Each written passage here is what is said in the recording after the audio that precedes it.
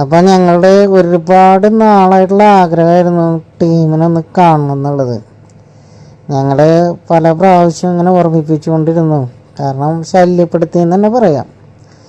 കാരണം അത്രയും ആഗ്രഹമായിരുന്നു ടീമിനൊന്ന് നേരിട്ട് കാണാൻ. അങ്ങനെ ഇരിക്കുമ്പോൾ ഇന്ന് ടീം നേരിട്ട് വന്നു. ടീമേ എല്ലാവർക്കും നമസ്കാരമുണ്ട്. നമ്മുടെ കുന്നുംകുളത്ത് വന്നേക്കണ്ട തൃശ്ശൂർ. അപ്പോൾ കുറേ നാളായിട്ട് കുന്നുംകുളത്ത് എന്നെ ഒരു ദമ്പതികൾ കാണാൻ വേണ്ടി ആഗ്രഹിക്കുന്നുണ്ട്. അപ്പം ഇന്നാണ് എനിക്ക് സമയം ഉണ്ടായത് വരാനായിട്ട്. അപ്പോൾ ഇതാണ് വീട്.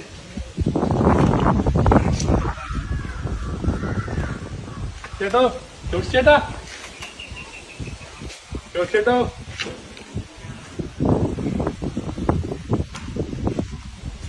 ചേട്ടാ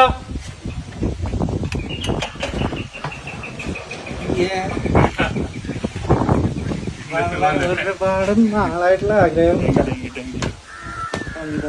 നമ്മള് പ്രിയതമ എന്തായി പ്രിയതമത്തുണ്ട്. വെയിറ്റ് ചെയ്തിരിക്കണേ.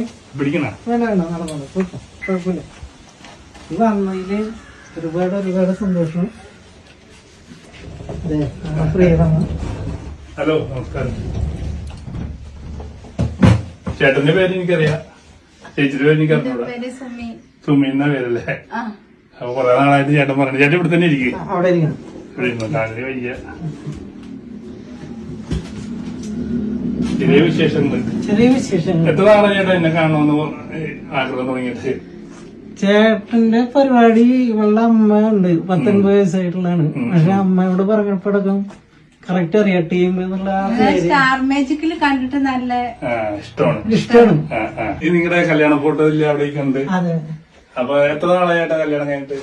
അതെ, 1 വർഷം. ഫസ്റ്റ് ആനിവേഴ്സറി ആവാൻ പോണത് സെപ്റ്റംബർ 8 തീയതി. ലവ് മാരേജ് ആയിരുന്നോ? നൈസായിട്ട് ചെറുതായി ലവ് ആൻഡ് അറേഞ്ച്ഡ് ആണ്. നമ്മുടെ സമൂഹം ഇത് കണ്ടു പഠിക്കേണ്ടതാണ്. പക്ഷെ ഒരുപാട് പേർക്ക് ഇത് ആക്സെപ്റ്റ് ചെയ്യാൻ പറ്റില്ല. അല്ല പറ്റണില്ല. കാരണം അവര് നിങ്ങളെങ്ങനെ ജീവിക്കും, അവരെ ഫുള്ള് നെഗറ്റീവാണ് നമുക്ക് തന്നത്. ഇതിന്റെ ഒരു ദുഃഖം പോലെ ഉണ്ടല്ലോ. എന്താണത്? സന്തോഷത്തിന്റെ ദുഃഖാണ്. നിങ്ങളും വരും എന്നുള്ളതിലിങ്ങനെ. പക്ഷെ ഞാനിപ്പോ ഇവിടെ വന്നപ്പോഴാണ് ചേട്ടൻ പിടിച്ചെടുക്കുമ്പോഴാണ് ഞാൻ ചേട്ടൻ എന്നെ വിളിക്കുമ്പോഴും ഒരു വീഡിയോയിലും ചേട്ടൻ ഇങ്ങനെ ചെറിയൊരു പ്രശ്നം ഉണ്ടായിട്ട് എനിക്ക് തോന്നിയിട്ടില്ല. എന്റെ അസുഖത്തിന് ഒരു സെൻസറി മോട്ടോർ ന്യൂറോപ്പതി. അത് ഞാൻ അമലയിലാണ് ട്രീറ്റ് ചെയ്യുന്നത്. ഒരുപാട് നമ്മുടെ എറണാകുളത്ത് കുറെ സ്ഥലത്ത് ലൂർദെന്ന് തുടങ്ങി. അപ്പൊ അമലയില് അസുഖമായിട്ട് ഞാൻ മാത്രമേ ഉള്ളൂ. അതായത് നമ്മള് തളർന്നു പോകുന്നു പറഞ്ഞിട്ട് അവരുടെ വൈദ്യശാസ്ത്രത്തിൽ അങ്ങനെയാണ് പറയുന്നത്. ശരിക്കും തളർന്നു പോകേണ്ടതാണ്. റിഫ്ലക്സ് അങ്ങനെ കുറെ സംഭവം ആബ്സെന്റ് ആണ്. പക്ഷെ ഇന്നും ഒരു മനോധൈര്യത്തില് അല്ല, ഞാൻ ചേച്ചിനോട് ചോദിക്കണേ, ഇത്തരത്തിലുള്ള ഒരുപാട് ആൾക്കാർ നമ്മുടെ വീഡിയോ കാണുന്നുണ്ട്. അവരോട് എന്താ പറയാനുള്ളത്? നമ്മള് വയ്യാന്ന് പറഞ്ഞിങ്ങനെ എന്താ ശ്രമിക്കുക. ഞാൻ പറയുകയാണെങ്കിൽ എന്താന്ന് വെച്ചാൽ നമ്മളെപ്പോഴും പോരാടിക്കൊണ്ടിരിക്കുന്നു. എന്റെ അമ്മ, അച്ഛൻ എന്റെ 18 വയസ്സിൽ മരിച്ചാണ്. എനിക്ക് 15 വയസ്സിലാണ് അസുഖം തുടങ്ങിയത്. ഞാൻ നമ്മളെ അയ്യപ്പങ്കാവാണ് പഠിച്ചത്. അപ്പൊ പിന്നെ ഉള്ളത് അളിയനും പെങ്ങളാണ്. പെങ്ങൾക്ക് എന്റെ സെയിം അസുഖമായിരുന്നു. പെങ്ങൾ ഒരു ഉറക്കത്തില് മരിച്ചുപോയി. പക്ഷെ ആൾക്ക് ആ വിൽ പവർ ഉണ്ടായിരുന്നില്ല. അതായത് പുറത്തിറങ്ങി നടക്കുമ്പോ നമ്മുടെ നടത്തം കാണുമ്പോ അയ്യേ എന്ന് പറയുമ്പോ നമ്മൾ ഇരുന്ന് തന്നെ ഇരുന്നു. പക്ഷെ നമ്മളിരുന്നില്ല. അങ്ങനെ എനിക്ക് ഞങ്ങള് കരുണ ഗ്രൂപ്പ് എന്ന് പറഞ്ഞ ഡിസബിലിറ്റിക്കാർക്ക് മാത്രമുള്ള ഒരു ഗ്രൂപ്പ് ഉണ്ട്. അപ്പൊ അതില് ഇങ്ങനെ പേര് കൊടുക്കാം, ആവശ്യമുള്ളവർക്ക് കണ്ടെത്തി പരസ്പരം സംസാരിക്കാം. വീട്ടുകാർക്ക് ഇഷ്ടമാണെങ്കിൽ നടത്താം. അങ്ങനെ ഒരുപാട് സ്ഥലത്ത് ഒരു വർഷത്തോളം ഉണ്ടായല്ലേ? ഒരുപാട് സ്ഥലം അതായത് ഇവള് ഇന്ന് വരെ കടലിങ്ങനെ അടുത്ത് കണ്ടിട്ടില്ല. അപ്പോഴാണ് ഞാൻ ഇവിടെ അടുത്തെല്ലാം വന്നത്. നമുക്ക് ബീച്ചില് ഞാൻ തന്നെയാണ് മരിച്ചത്. കാരണം എനിക്കൊരു ഇതാണ്. കാരണം നമ്മള് എല്ലാവരെയും നോക്കിയിട്ടുണ്ട്. എന്റെ അമ്മയാണെങ്കിൽ എന്റെ കൈ കൂടെ മരിച്ചാണ്.